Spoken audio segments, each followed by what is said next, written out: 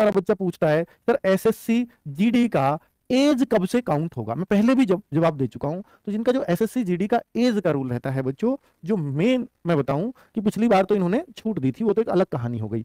अब फॉर्म आएंगे 24 नवंबर को।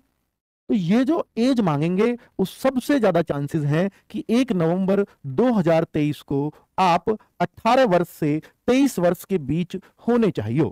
और ये जनरल और ईडब्ल्यूएस के लिए एज होगी।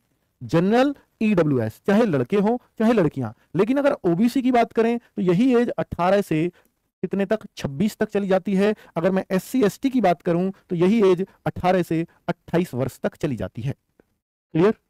तो अब डाउट मत करना बच्चों। अब मैं अगर आपको बोलूं कि भैया 1 नवंबर 2005 तक का भी जो बच्चा है वो इस फॉर्म को फिल कर सकता है। 1 नवंबर 2005 की अगर बाद का है बच्चा, 2005 में अगर वो 1 नवंबर के बाद, यानी नवंबर पूरा महीना, 2 नवंबर से 30 नवंबर और दिसंबर में अगर पैदा हुआ है तो 2005 का वो बच्चा फॉर्म नहीं भर पाएगा। ठीक है, सिर्फ 2 महीने में पैदा हुआ। लेकिन बाकी महीनों में किसी में भी हुआ हो, नवंबर दिसंबर के अलावा, नवंबर में 1 नवंबर को हुआ होगा, भर देगा। और बाकी 10 महीने में हुआ होगा तो खूब भरेगा, भर भर के, कोई दिक्कत ही नहीं है। 2004-3 वाले तो सब भरेंगे। लेकिन कहां तक के भरेंगे? अगर जनरल की बात करूंगा मैं तो भैया 5 साल तक के, यानी बच्चों 2 नवंबर 2000 तक के। ये जनरल वाली एज है। जो बच्चे इस एज में आ रहे होंगे तो वो लोग यही लोग फॉर्म भर पाएंगे बस, जनरल और ईडब्ल्यूएस में।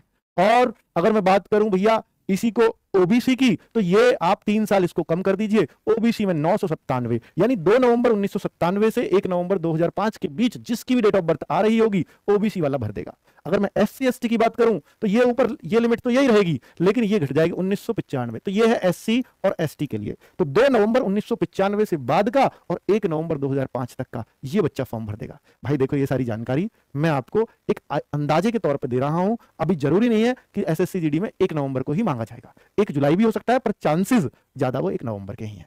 ठीक है, चलिए, जैसा पिछली बार पहले से होता रहा है वो मैं बता रहा हूं। आज